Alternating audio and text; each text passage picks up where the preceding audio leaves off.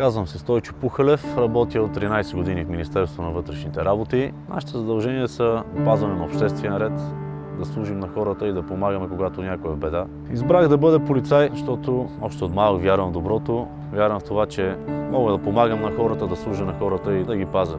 Бяха доста озадачени, защото бях доста буен и бяха доста озадачени и казаха, там ще трябва да доста лишения.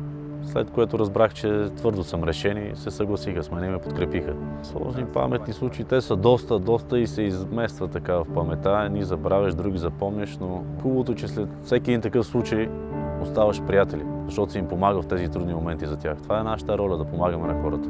Нашата цел да се преборим е да е една визия изчистена, за да се подобри сигурността, която ние представяме на хората и те да почнат да ни подкрепят и да ни разбират. Искаме хората да бъдат рамо до рамо с нас. Ние имаме нужда от тяхната подкрепа и помощ.